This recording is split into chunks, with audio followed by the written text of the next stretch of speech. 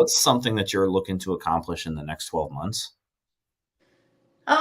12 months, probably just continue to grow the number of agents that I have here.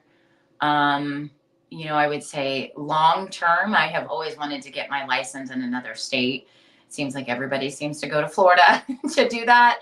I don't know if I'm there yet, but maybe the Carolinas, maybe, somewhere warmer. We'll see. I don't know if it'll ever come to fruition, but maybe that's my little twinkle light, like my North Star.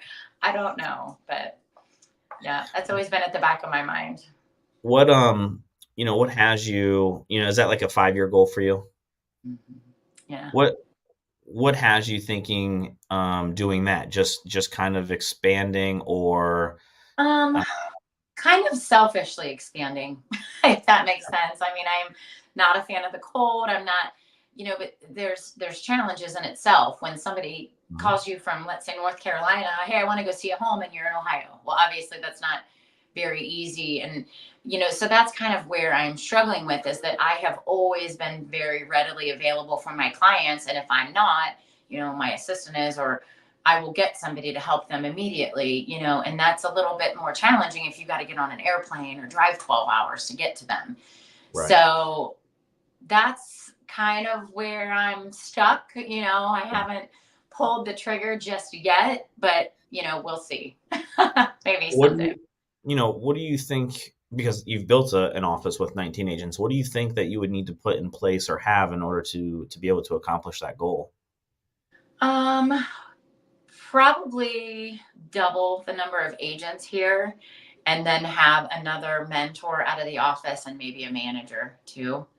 Mhm. So, I have a licensed assistant here so that if I'm gone, I still have somebody that can show houses, write contracts, all that stuff for me, whether it's Yeah. my client or his client or whoever. But I definitely would need a couple other people to be able to take that time, because right now I review every client, every Mhm. contract, every listing, every, all of that Yeah. managerial side of stuff. Would Some of it's going to have to come off my plate at some point. Well, and a lot of agents struggle with that, right? Because they feel like they have to be the one that their clients deal with. Right. Yeah. And it's And I have too. I'm I not mean gonna it's lie. That's a good thing that brought up, because that's how you really build strong relationships. But if you're the one that sat down with them and you have an assistant, bring the assistant, make sure they're in on things, and then maybe they show houses half the time and you show houses the other half. I mean, it just it's got to be a balance. And there are certain clients of mine that are third, fourth, Mhm. fifth, buyer sellers. I usually take care of them all the time because they expect to see me. Yeah. So it just depends. But yeah, that's a tough one even for me. Well, it's interesting because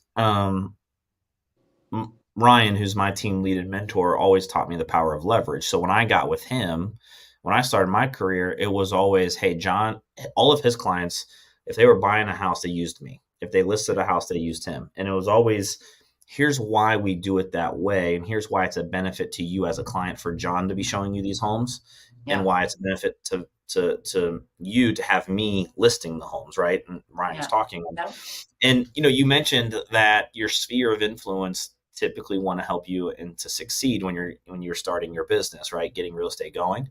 It's also true with those people that have used you 4 or 5 times and they want to see you be successful and they mhm, want to see you grow.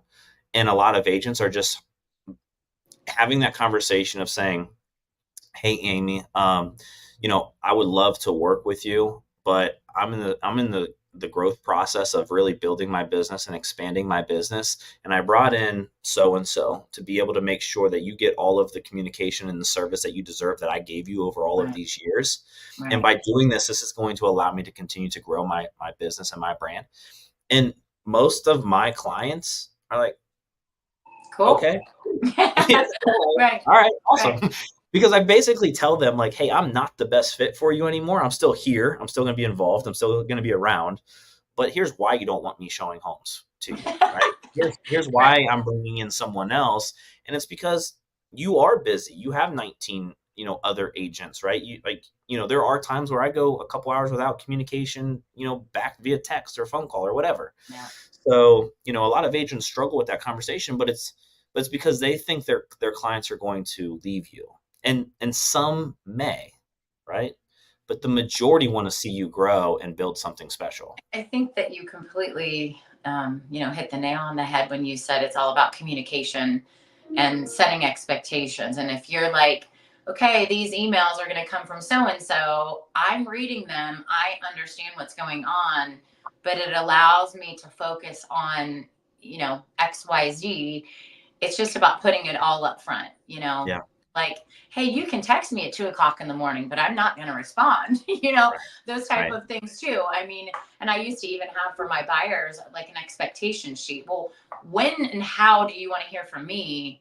Because this is what kind of I expect from you in return. And I mean, now it's more fluid and I just kind of get to know the client, what they Yeah. prefer. But, for somebody that's new, that might help them to have that, put in writing and kind of to set their, I mean, I feel like I fell into the trap for years that, I mean, I was working 70 plus hours a week because I always wanted to be available. I always wanted to be, call me anytime, 10 o'clock at night. Great. I'm still sitting on my computer.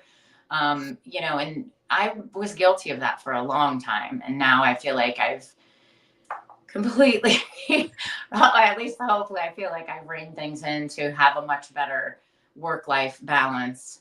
Yeah. Um, and see the true value of having an assistant and things like that. So, yeah. Yeah. I mean, and that's the reason why you got into real estate in the first place, right? Because you wanted more freedom and flexibility. And that's Right. the thing, right? Right. That's the trap. That is the trap of real estate agents is you leave a career because you don't like being told what to do, when to do it, and how to do it. But the most Yeah. successful people tell themselves what to do, when to do it, and how to do it.